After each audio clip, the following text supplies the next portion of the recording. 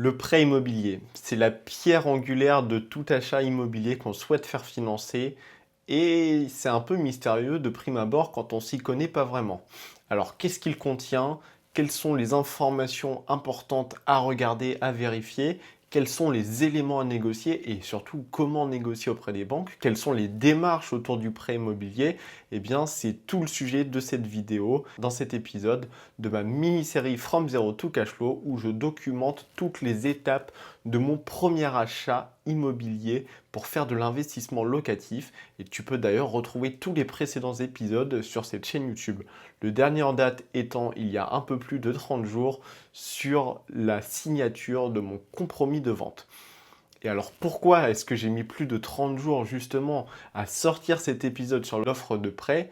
Eh bien tout simplement parce que ça prend du temps de venir à bout de son offre de prêt et d'obtenir une offre de prêt si on prend le temps de vraiment aller contacter plusieurs banques, de faire des négociations afin d'obtenir la meilleure offre possible. Et c'est ce qui a été mon cas puisque le 13 mai dernier, je signais mon compromis de vente et le 7 juillet, j'avais l'obtention de mon offre de prêt auprès de la banque. Et donc l'engagement de la banque à m'accompagner. Et là, je suis en plein délai de réflexion sur une durée de 10 jours avant de pouvoir enfin aller chez le notaire pour signer l'acte de vente. Quand est-ce qu'il faut s'intéresser au prêt immobilier? Eh bien, quand on arrive à la signature d'un compromis de vente.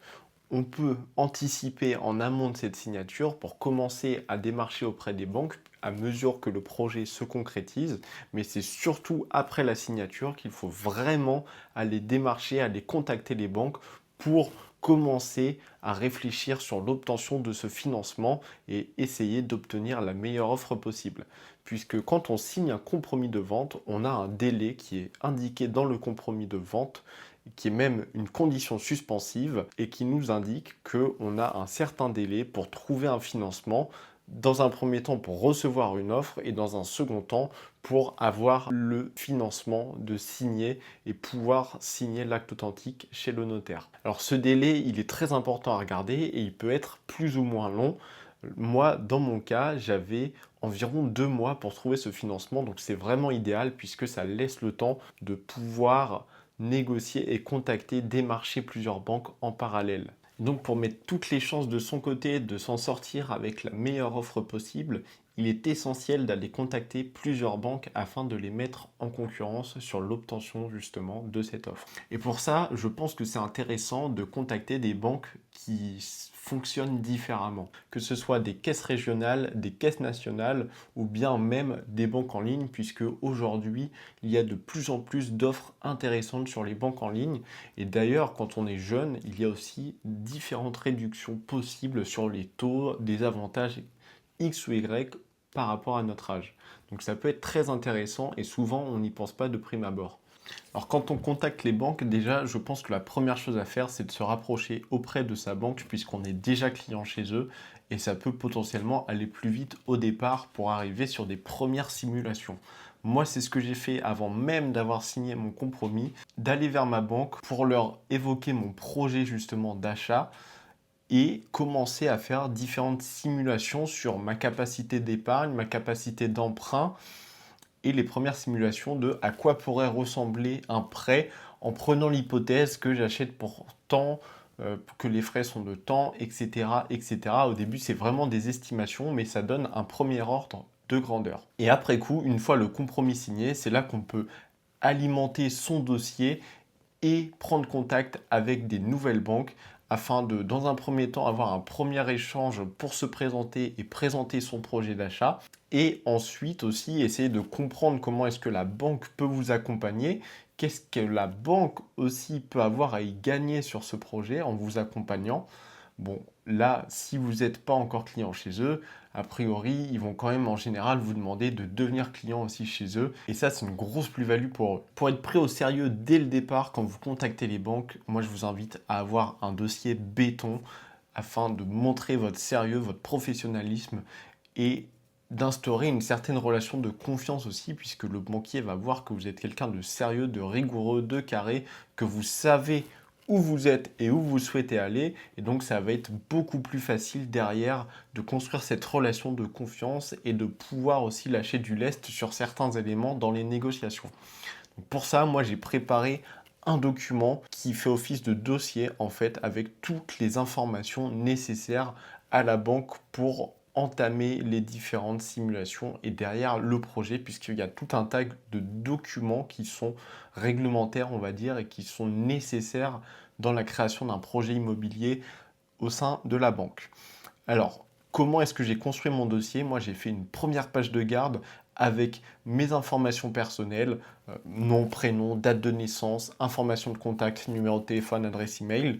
Ensuite, j'ai mis en objet acquisition de résidence principale, le montant du bien, la superficie du bien, le type de bien, c'est un studio, la région du bien, donc la ville et le code postal. Et derrière, j'ai mis tout un sommaire avec les annexes, les documents joints, sur quelle page est-ce qu'on peut les retrouver, etc. Et parmi ces documents, les documents que j'ai fournis et qui sont nécessaires et essentiels, copie de la carte d'identité, le contrat de travail, les 3 derniers bulletins de salaire en date, les 3 derniers relevés de comptes courants. Et ça, c'est important si vous avez plusieurs comptes courants dans différentes banques. Dans mon cas, c'était le cas. J'avais un compte courant au Crédit Agricole, qui est le compte que j'utilise au quotidien. Mais en parallèle de ça, j'avais aussi un compte sur Boursorama Bank qui me sert simplement de levier, on va dire, pour faire des transactions, pour derrière investir sur mon PEA qui est chez Boursorama. Mais ce compte-là aussi est très important d'envoyer les relevés à la banque. Ils vont vous demander aussi, et c'est bien de fournir un justificatif d'apport si jamais il y a un apport à mettre dans le prêt. Et donc là, en l'occurrence, vous pouvez simplement mettre des relevés de livret, que ce soit le livret A, le PEL, le livret jeune, le LEP, peu importe. Il faut un justificatif qui montre que vous avez les fonds nécessaires sur un compte pour couvrir l'apport qui peut vous être demandé. Très important aussi, les derniers avis d'imposition. J'ai mis dans mon dossier les 2 derniers avis d'imposition sur l'année 2024 et 2023. Et ensuite, les informations nécessaires sont le compromis de vente, bien entendu, signé, bien entendu, le DPE, le document de DPE pour valider, ça c'est pareil, c'est un gage auprès de la banque d'avoir le bon DPE. Je pense que ça peut faire varier aussi certains leviers derrière dans le financement. Et la dernière chose qui vous est demandée quand vous êtes dans une situation similaire à la mienne, c'est-à-dire primo-accédant. Donc primo-accédant, ça veut dire que vous n'avez pas été propriétaire sur les 2 dernières années, ce qui est mon cas puisque c'est mon premier achat. Donc c'est la première fois que je vais devenir propriétaire. Mais là, la banque veut quand même s'assurer que c'est réellement le cas. Et ce qu'ils m'ont demandé dans mon cas, c'était une preuve pour prouver que je suis bien primo-accédant et qui se traduit par déjà un justificatif de domicile, mais aussi des justificatifs comme quoi je ne suis pas propriétaire. Et donc pour ça, vu que je suis locataire, c'est mes 2 derniers bails sur les 2 dernières années et ma dernière quittance en date pour prouver que à l'instant T, je suis toujours locataire. Une fois que vous allez avoir contacté plusieurs banques, vous allez commencer à recevoir des offres. Et alors là, il ne faut pas se précipiter directement sur les offres. Il faut prendre le temps de les analyser, d'analyser chaque détail et essayer de comprendre sur quel point est-ce que vous pouvez aller négocier ou non d'une offre par rapport à une autre.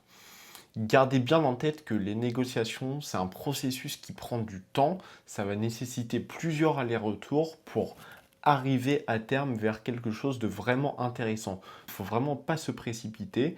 Vous êtes le client, donc vous êtes roi, c'est vous qui guidez les rênes. Vous êtes le chef d'orchestre, on va dire, de cette négociation. Mais gardez bien en tête qu'une négociation, c'est donnant-donnant et ça va dans les 2 sens. Chacun doit trouver midi à sa porte et ça veut dire que vous pouvez gratter du terrain sur certains points, mais en revanche, vous allez peut-être devoir aussi concéder sur d'autres points afin que la banque y trouve aussi son compte. Mais alors, qu'est-ce qu'on retrouve dans cette offre de prêt et quelles sont les petites lignes justement à prendre en compte et à regarder d'une offre à une autre? Alors tout d'abord, on va retrouver les coûts totaux d'acquisition de travaux et de terrain si jamais vous avez des travaux ou du terrain à prendre en compte dans votre projet. Ensuite, on vient retrouver une ligne pour les frais d'agence immobilière. Ça, c'est pareil, ça peut être renseigné ou non en fonction de si les frais sont dans le prix total ou pas. Si ce sont des frais à part, on les renseigne sur cette ligne. Vous avez ensuite la ligne qui correspond aux frais d'acte pour l'achat de votre bien. Vous avez ensuite les frais de garantie de la banque, puis les parts sociales, s'il y en a également, les frais de dossier, que là vous allez quasiment toujours avoir. Ensuite, on peut retrouver aussi des frais pris par des tiers. Si jamais vous passez par un courtier, ils sont également renseignés dans le plan de financement. Puis, quand on accumule tout ça, on retrouve le montant total du projet.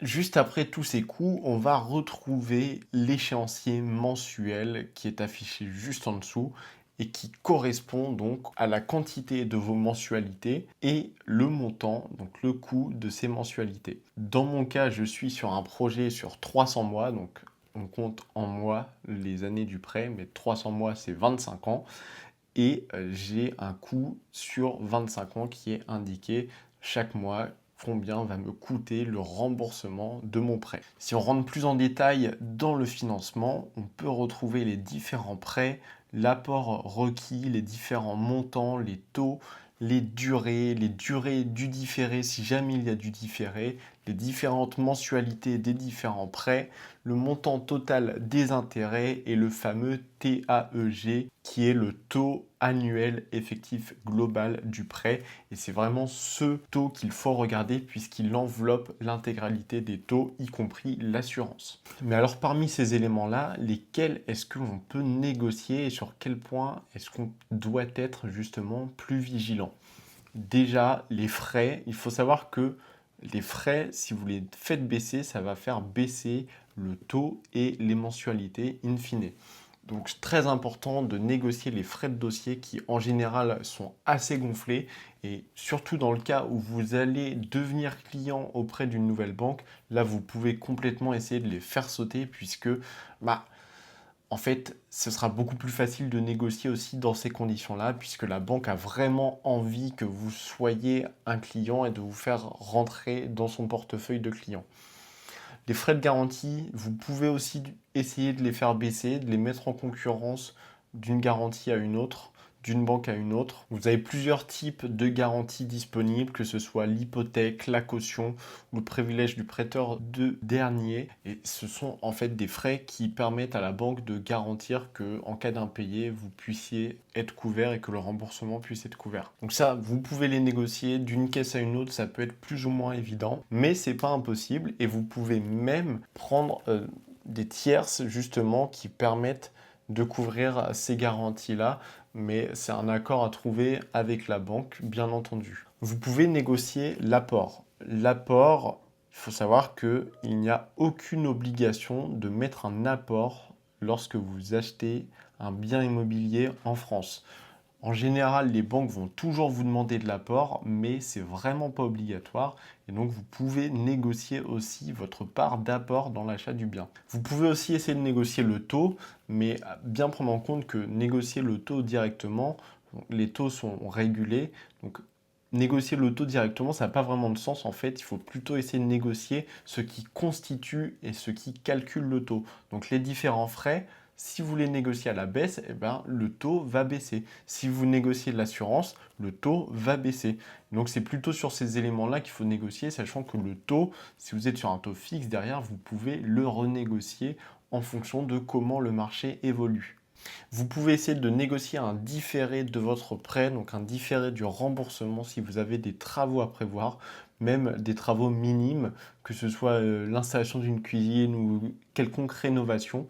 Vous pouvez demander une enveloppe travaux qui va vous créer un différé sur 24 mois et ce qui vous permet sur 24 mois de ne payer que les intérêts du prêt sans commencer à rembourser le crédit. Donc là, vous allez avoir un cash flow super positif si vous faites de l'investissement locatif. Moi, ça ne m'a pas intéressé puisque les montants étaient beaucoup moins intéressants et j'y perdais un peu sur le long terme. Donc je ne suis pas parti sur cette option-là. Et ensuite, un autre élément que vous pouvez négocier et qui ne s'affigure pas Au départ, il faut vraiment l'avoir en tête, c'est les frais de remboursement anticipé. Si jamais vous souhaitez racheter votre prêt de manière anticipée, donc si vous avez un prêt sur 25 ans, mais qu'au bout de 15 ans, vous revendez votre appartement et que vous souhaitez rembourser votre crédit, et là, vous allez souvent avoir des frais à payer.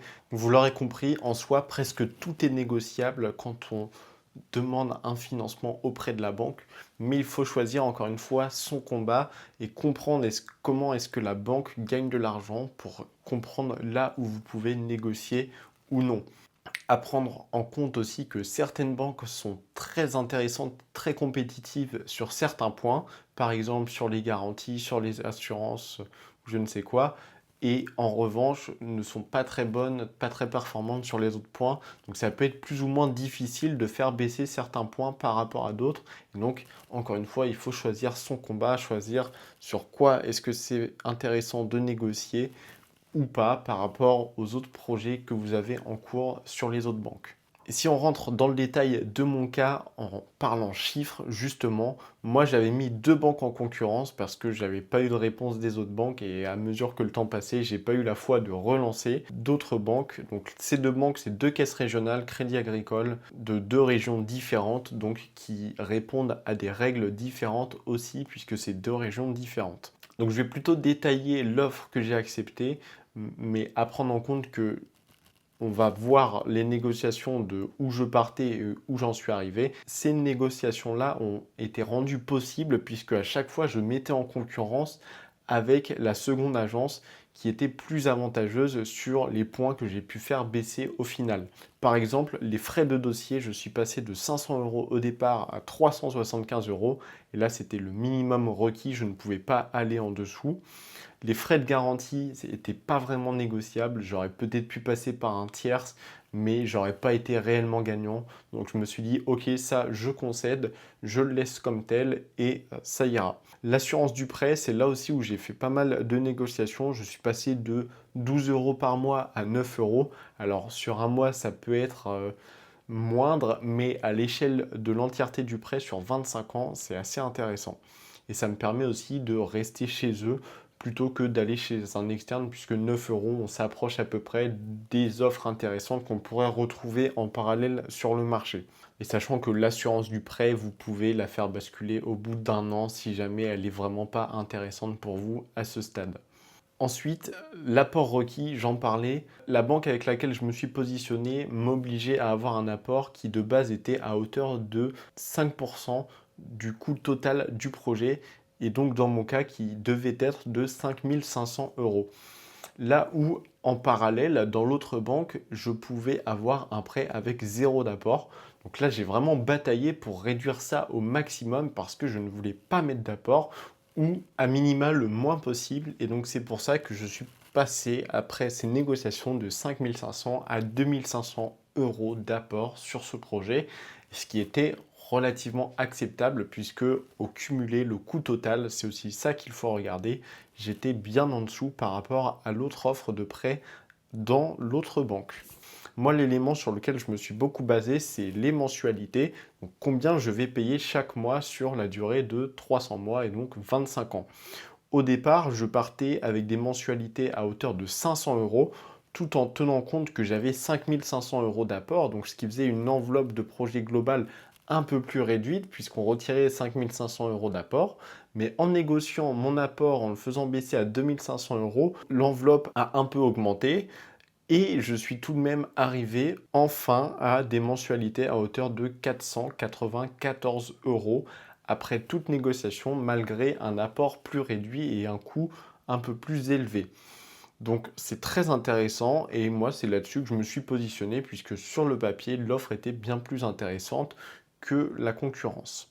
Alors, j'espère que le prêt immobilier est plus clair pour vous à présent. N'hésitez pas à vous renseigner davantage sur les différents éléments que j'ai partagés. J'ai conscience que tout n'est pas clair, mais c'est très difficile de faire quelque chose de très exhaustif. Donc allez piocher les informations à droite et à gauche. En tout cas, si je peux vous donner un conseil aussi, c'est prenez le temps en amont de commencer à démarcher plusieurs banques avant même la signature du compromis. Prenez le temps des négociations, ne vous précipitez pas, prenez vraiment le temps qui vous est alloué pour obtenir le meilleur financement possible Essayez de vous mettre à la place de la banque, de comprendre dans sa relation qu'est-ce qui est intéressant pour eux, qu'est-ce qu'ils ont à y gagner en construisant cette relation avec vous. Et donc, ça vous permettra d'appuyer aux endroits où vous pouvez pour négocier les différents éléments du prêt. En tout cas, c'est tout pour moi, c'est tout pour cette vidéo. N'hésite pas à t'abonner si elle t'a plu ou fais-le moi savoir en commentaire. Mets un like, ça m'aide énormément pour le référencement. Et moi, je te dis à la prochaine dans une prochaine vidéo de cette série From Zero to Cashflow. L'aventure continue.